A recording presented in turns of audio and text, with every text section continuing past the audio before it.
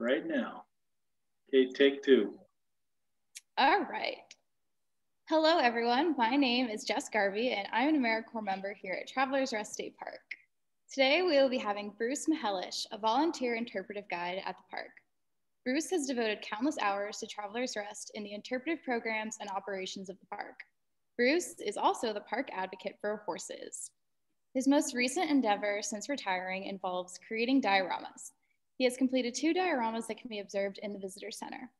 Today, we will dive deeper into one of the topics that Bruce's diorama covers, and that is the 1805 Core Discoveries campsite at Travelers Rest State Park. So take it away, Bruce. Thanks, Jess. And everything you said is absolutely the truth and accurate. So, first of all, I'd like to say that I'm always appreciative when I have an opportunity to keep the story alive and share the story of Lewis and Clark and Travelers Rest.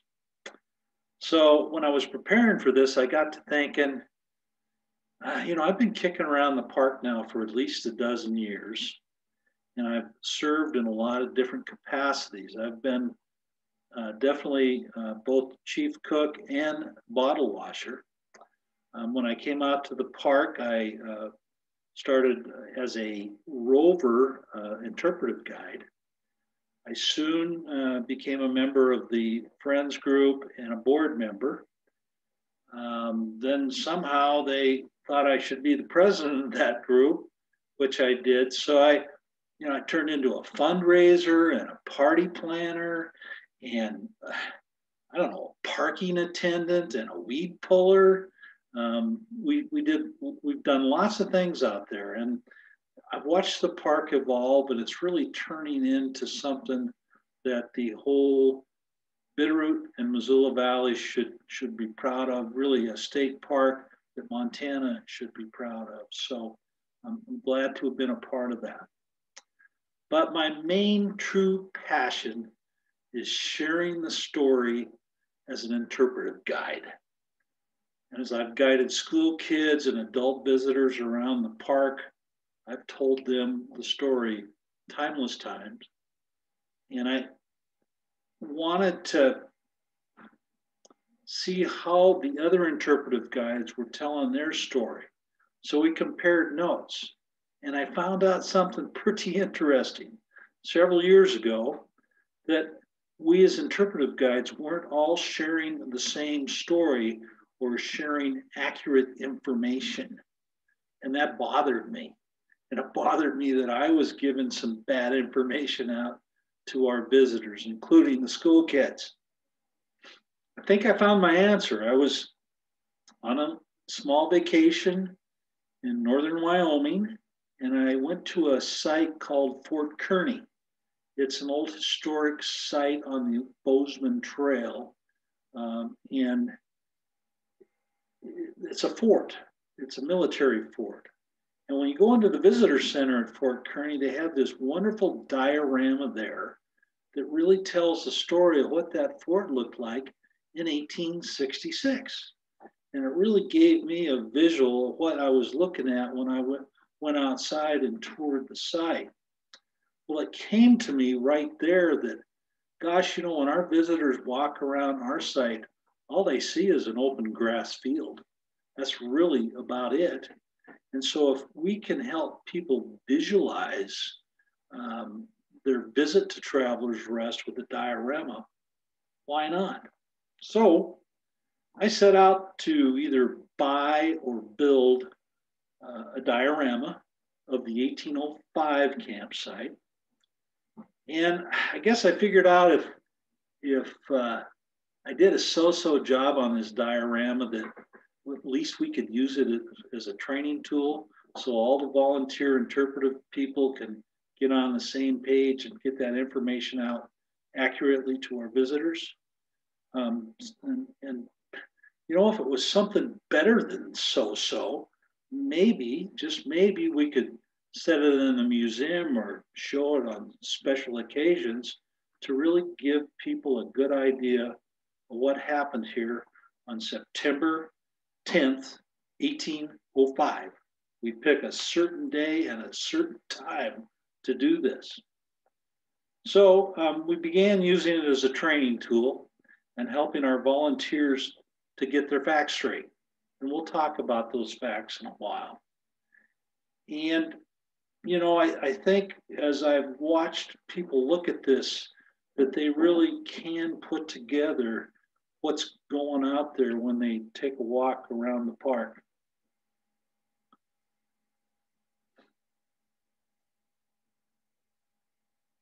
So when I started my research, and I had to do a lot of research, I'd say this diorama took me about 4 months to build, and 3 of those 4 months were really spent on research and getting my facts right. The first place I went is the archaeology study that is written up, and there's copies of that in the library at the park. Dan Hall and his team of university students from the University of Montana came out here in 2002. That was precipitated by the finding of that military button you see in the top left-hand corner. It's a pewter tomback button. It was found with a metal detector in the late 90s by mostly amateur historians that came out here to look at, knowing that the site was pretty close to this area. Well, Dan, who's a real pro, and I know personally, he came out here and did some searching around and digging around, and he found some pretty interesting things. He found a blue trade bead, he found a puddle of lead, and he found traces of mercury in a pit that was likely Lewis and Clark's latrine. So all these amazing discoveries, then what? Well, they have to go under peer review. And this is where we can say at Travelers Rest, we're the only known archaeologically verified site on the entire National Lewis and Clark Trail. It's a big trail. It goes all the way from Pittsburgh to St. Louis, up to North Dakota, and over to Astoria, Oregon. It's a long ways. I think 4,900 miles total. We're the only site that there's been archaeological evidence found that's tied to Lewis and Clark. So he has to go under peer review, and he's done that with Stafford. It's not Stanford, it's Stafford FF research group in Colorado, and at the University of Arizona. Everything was carbon dated, et cetera, et cetera. That puddle of lead right there was actually traced back to an area in Kentucky where Meriwether Lewis bought the lead. So there's just some for sure things, including the mercury pills. We all know that they were taking mercury pills to treat their ailments along the way. And the mercury did stay at Travelers Rest and waited for 200 years to be discovered. So here's the diorama as it stands basically today. And you can see that there's a place for everything. There's the supplies and the pack saddles are in the foreground. Then the 3 cook fires, 2 of those were found in the archaeology study. The 3rd cook fire on the right was not, we think it was a victim of the farmer's plow. And then of course, this military handbook that I'll talk about in a minute kind of leads us to where the tents were. And the first thing that was really found was at the far end of that diorama was the latrines. So they worked their way backwards, the archaeologists did, to get us back to the camp. So here's the handbook. And this is who Dan Hall, this is the book that Dan Hall used. This is the book that I used. And I've actually worn one book out, going back and forth, reading all the distances and way to set up a proper military camp. And what happened was George Washington was running a pretty ragtag Continental Army in 1776 and 77. So somehow he gets a hold of this Prussian mercenary general who comes over to straighten out the Continental Army's act. And he did so and provided this drill manual. Some people call it the Blue Book, but it's all about order, discipline, and sanitation. Here's a map that von Steuben's manual provides to set up a proper military camp. And remember, this Lewis and Clark expedition was a military expedition. It was sponsored by Congress. It was paid for by the US government. It was a military expedition. Captain Lewis and Captain Clark were in charge, and they had enlisted men working for them along the way. They also had a few volunteers. So you can see this Blue Book order. These wagons represent where the supplies would be. The cook fires are next. They're roughly 20 feet from the supplies. Then by rank, you have closest to the fire, probably to stay warm, are the people in charge, the captains. So this is where Lewis and Clark would be. Then the sergeant's area, that the next rank down would be 30 feet away from the captains. And down here, you've got the privates. And we'll talk about the private tents in a minute. This B item is a sutler, and that is what a privately owned commissary for supplies. So the men can come into camp and kind of buy stuff that they need for personal items. Obviously, that wasn't happening at Travelers Rest in 1805. Ran across this diagram at a Lewis and Clark Interpretive Center in Iowa. And you can see this sense of order that they're using at their campsites. I don't know if this is entirely accurate. You can see there's a place for the campfires, there's a place for the tents, they're properly distanced. And then you've got those little X's up there, those little stars are where the arms are stacked. And then you've got the captain's tent over here. Yeah, an orderly affair. It was also an open air affair. This is a good representation of what the tents looked like, at least for the privates and probably the sergeants. They were actually 2 5 by 14 pieces of canvas put together. And they were oil soaked canvas. These were bought in Philadelphia. There's receipts that are still available that you can read how much canvas they got. Lewis actually had grommets installed and sewed seams along the edges so they wouldn't fray. So he really, really brought enough canvas to keep these people in shelter, at least for a year or so. Now, poor old Toby on the right there and his son came along, you know, and they were at Travelers Rest too. And he thinks they had no tent. I think they were sleeping on animal hides or perhaps blankets, but they probably slept over off the military formation along the creek maybe, and they were on their own. This is another visual of a tent that would have been a representative that showed up at Travelers Rest in 1805. You can clearly see on that front tent that there's an overlap here where the canvas overlapped one another.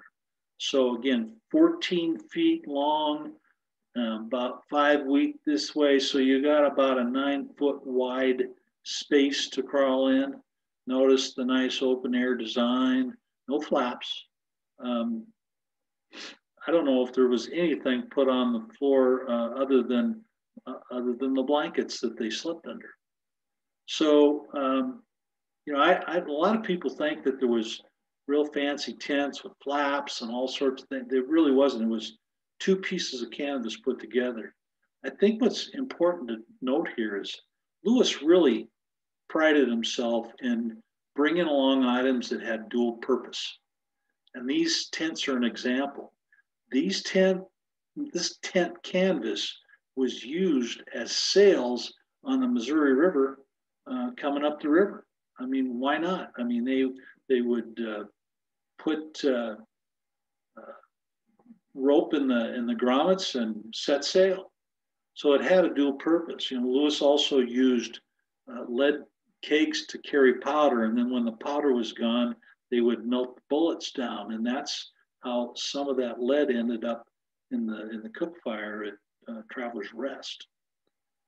There was another tent in the background here that is somewhat representative of what Lewis and Clark, the captains, would have used as a captain's tent.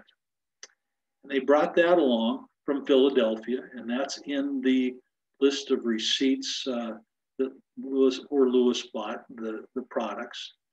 Again, all oil soaked to waterproof the canvas. And you notice the captains had a flap on their tent. And unfortunately, this tent didn't make it past Fort Mandan. You got to think about this. They've been on the road for about a year and a half already when they get to Mandan. And I think that brutal winter up in Fort Mandan might have been the end of this tent. So they had to kind of change, and they made a quick adjustment. They went to an Indian lodge. Now, they either borrowed or bought this from Charbonneau Toussaint. That's Sacagawea's husband. You can call her Sacagawea if you wish. I'm from Montana, so I call her Sacagawea. That's the Shoshone pronunciation. So they pitched a tent here at Traveler's Rest similar to this, and it's not a teepee, it's a lodge.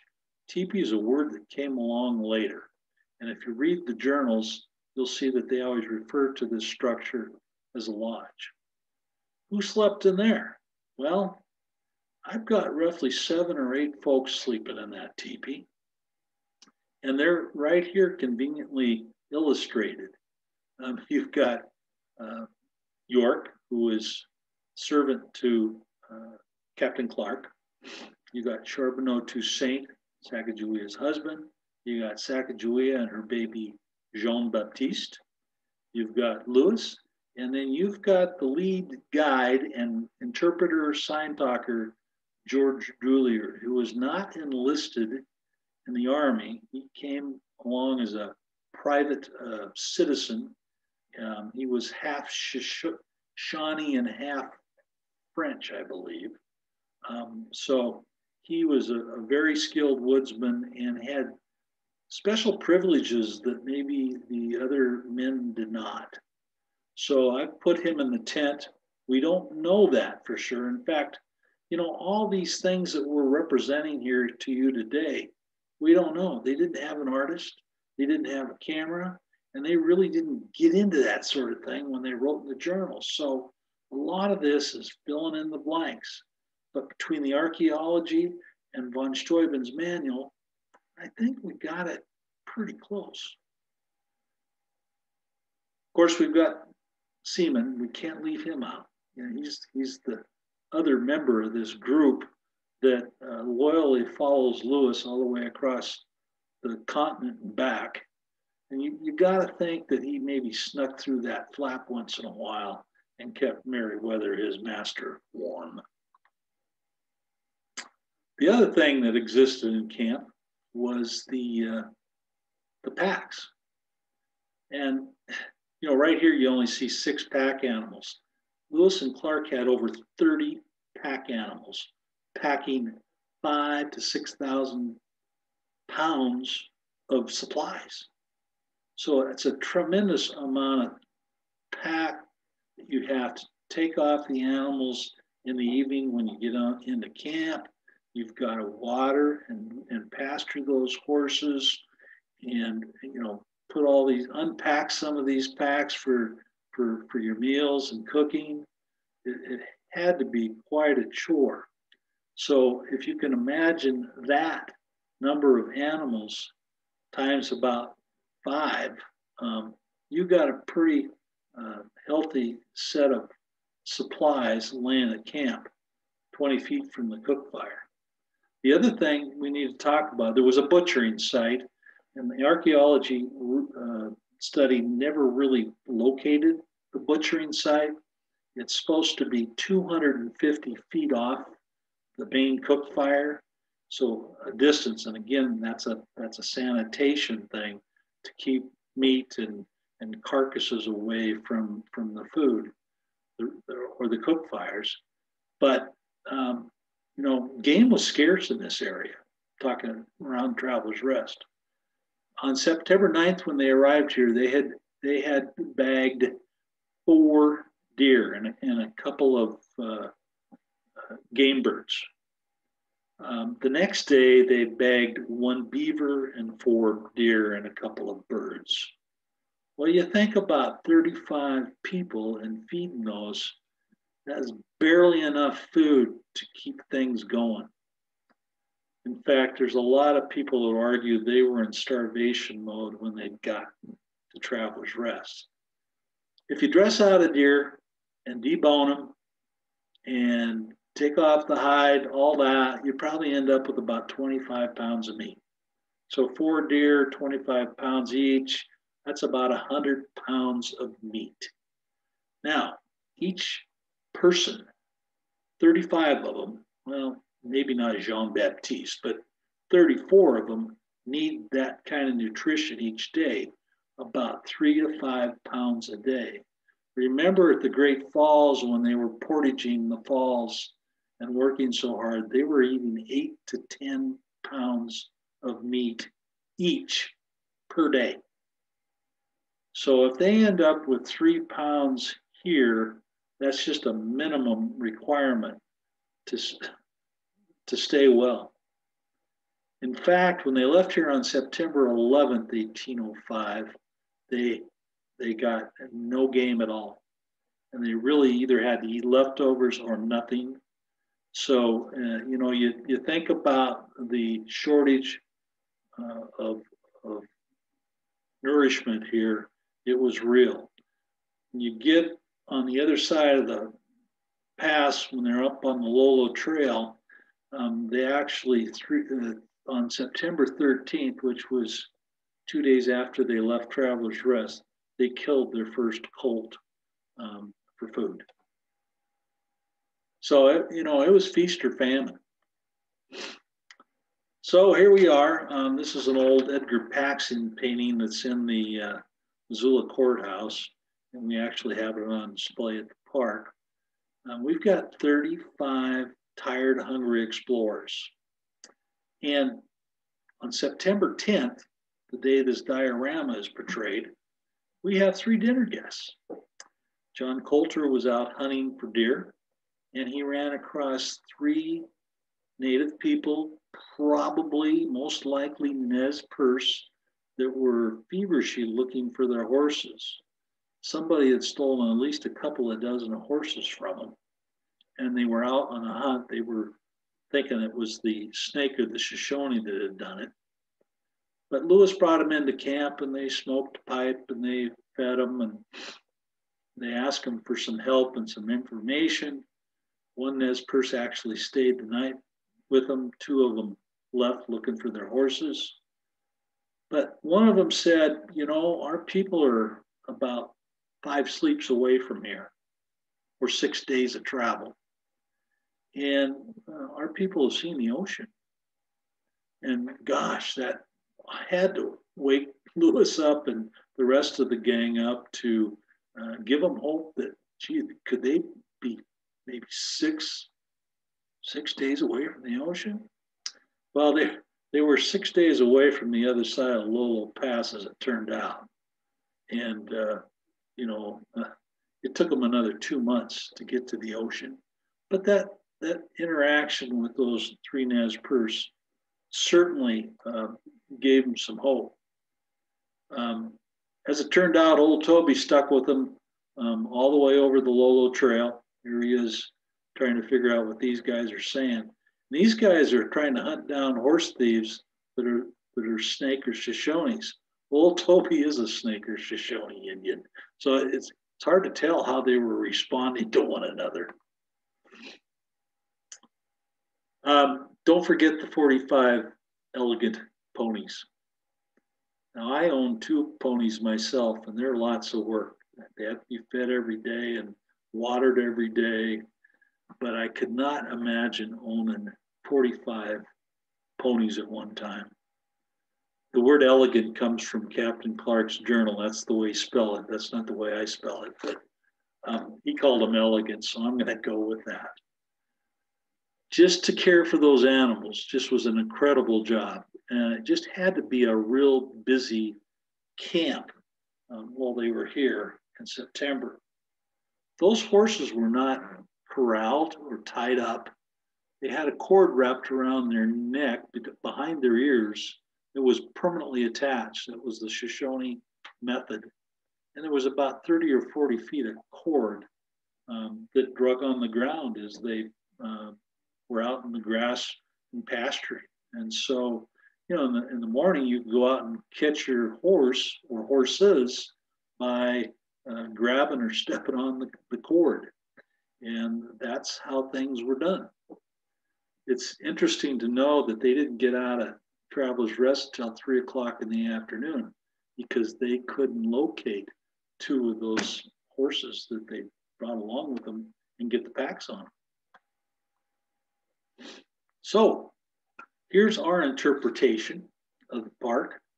And if you go to this middle slide, you can see the prominent features are the cook fires, the tents, and way down at the very end is the latrine that's, I think, just out of sight.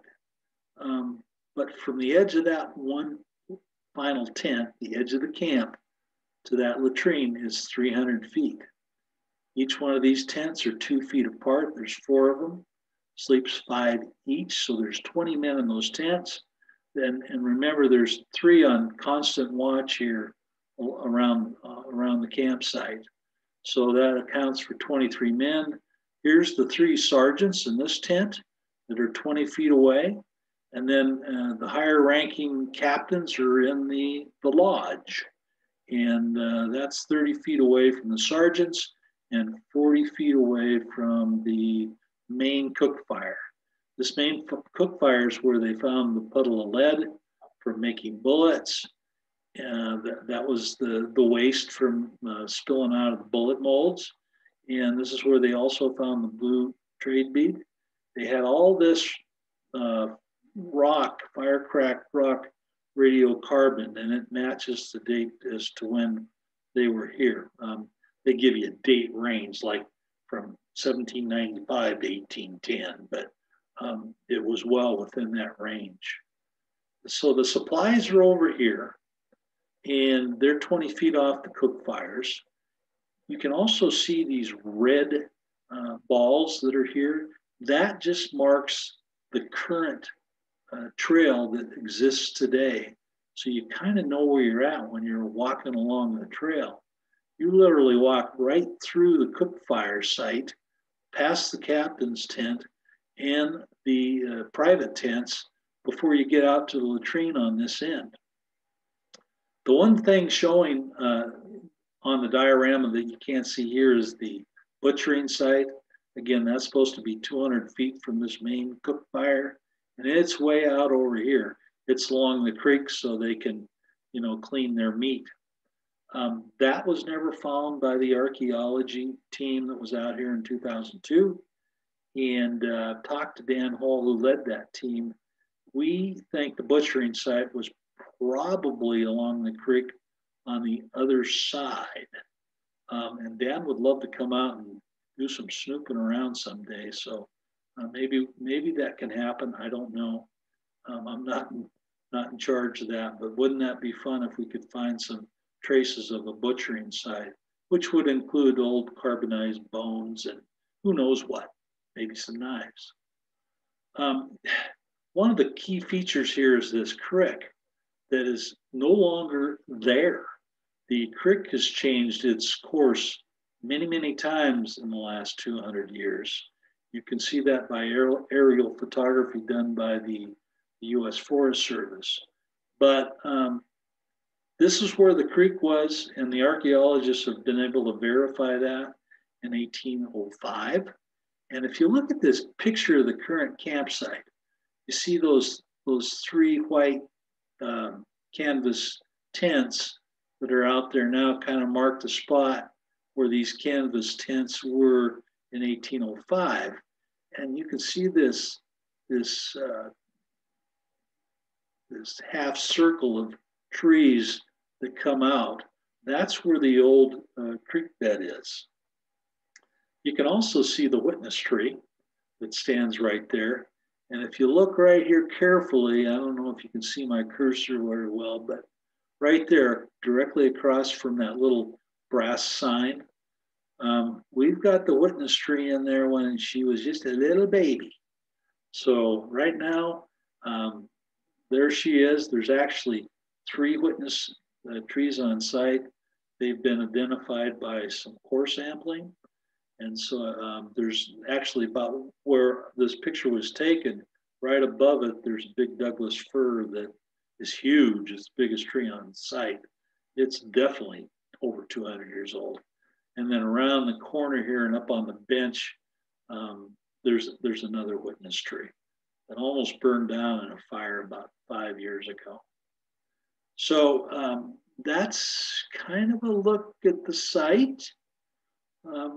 Remember, this area here is about 2 football fields long. This is all done to scale in what they call N scale, which is 13 feet to the inch. So if you think of a 6-foot tall person, human being, they're less than a half an inch tall in this diorama. So if you ever come, bring your spotting scope, because some of these figures are fairly small. I'd like to thank Dan Hall and his team for all the work they've done. Nothing would be known here if it wasn't for them. And you can see the methodical work they did to get this site kind of lined out. And again, the first thing they did find is the latrine and identify the mercury, and they work their way backwards. But these little red spots here are what we call anomalies. They're man-made disturbances. So you don't have to dig up the whole site. If with these instruments you can find those anomalies, that's where you look. These massive sites here, that could be representative of a plow, a farmer's plow, because they're so massive. But these little individual sites are where Dan found the latrines and the cook fires, and kind of led us to where we are today. Here's another view looking east at the campsite. You can see there's the main cook fire sign over there by that bank of trees that circles around the old creek bed. And, you know, so you can see that, you know, here's the trail over here. So this would be the captain's teepee and the private tents lined up down here. So with that, I think I'm pretty much done. I hope you find all this as interesting as I do. I love to tell the story. I hope I've raised more questions for you. I hope you come out and ask more questions, because that's what a good interpreter is supposed to do. So with that, I'll turn it over to Jess. Do I need to turn anything off, Jess? Yeah, if you want to stop screen sharing, and then we can look at each other's beautiful faces and talk about some questions that we have. There you go. Well, first of all, I just want to say you did awesome. Like, thank you so much, Bruce, for taking the time to give us that program. And even though I've heard it a few times from different people and from you, today I learned that the Corps also used canvases as sails along the Missouri River. I didn't know that. Somehow I didn't know that, but so yeah. Okay, yeah. So we do have some questions here, and I'm gonna start with, So the core of discovery came through here in 1805. So what took the historians so long to discover the actual campsite location here at Travelers? Well, I think about that a lot. First of all, people were settling this country between the 1860s and the to about 1930 or whatever. And even though they knew Lewis and Clark came through here, I don't think anybody really cared. It was a different time. Mm-hmm. So somehow they had learned through some of the old journals that Lewis and Clark took a left west here and went over the Lolo Trail. And so the assumption was that they camped down at the mouth of the Lolo Creek and the Bitterroot River. It was just kind of a natural spot because somewhere along the line they crossed the river and went up over the Lolo Trail. So it wasn't until those maps were discovered later. Gary Moulton published an atlas of maps in the 1990s, that much later. And local people, historians, started looking at those maps. Clark clearly put the campsite up 1.5 miles to 2 miles up the creek. So with that said, people started poking around in the 1990s, and that's how they found things and did the archaeology. Just in time for the bicentennial, right? Yeah. Well, there was money available then to do archaeology studies. Yeah, that's great. That's great. So besides the physical evidence of the button, the mercury content, what other forms of evidence is there confirming this site here at Travelers? Well, Lewis puts in his journal that he did celestial readings here. There was a professor at Montana Tech who was identifying all the campsites back in the 1990s. His name is Bob Bergantino. He's the guru on where they were and where they camped. And he was out here, and apparently Lewis was doing his celestial readings all wrong. And I mean, but he always consistently did it wrong.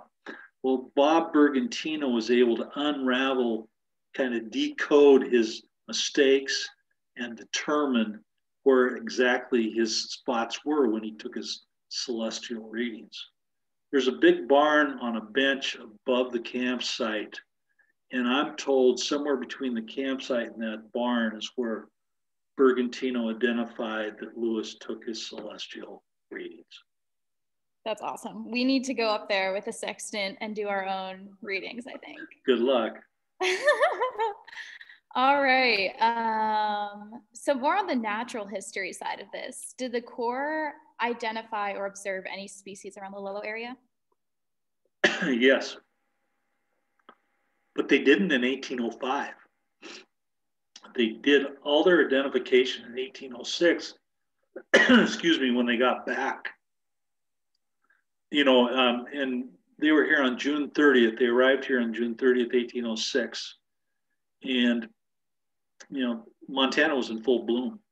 Mm-hmm. So they found the bitterroot and the owl clover and some white clover, and all sorts of plants were discovered coming off the Lolo Trail into Travelers Rest.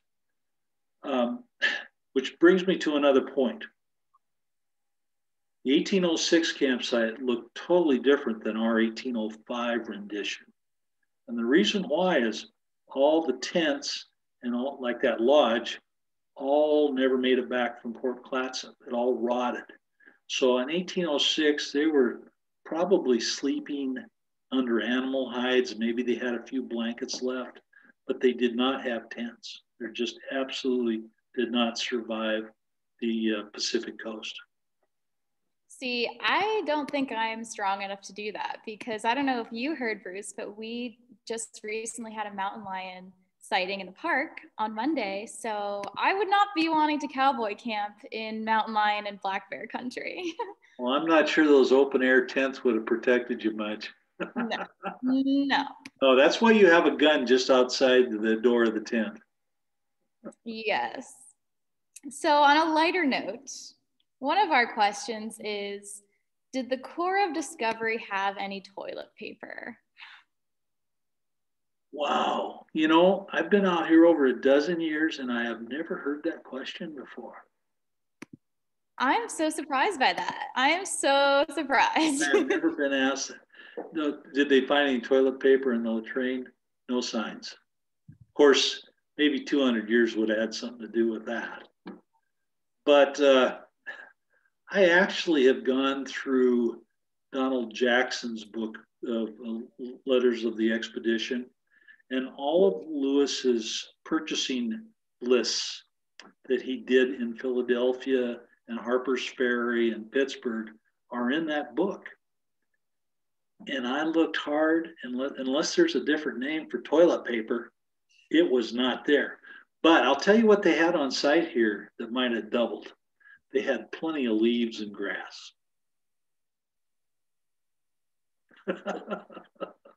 That's what I was thinking. Yeah. That's what I was thinking. I think that's how it happened. Well, Bruce, I think we're going to have to get you in here to do many more programs about your other diorama and about the horses so we can meet your horses. But I really appreciate you taking the time out today and teaching us all a little something more about the site here. Great. Thank you. Love to share the story anytime. Yeah, awesome. Thank you so much. Mm-hmm. All right. If you want to press stop recording, we did it. Oh, I have to do that? Yeah.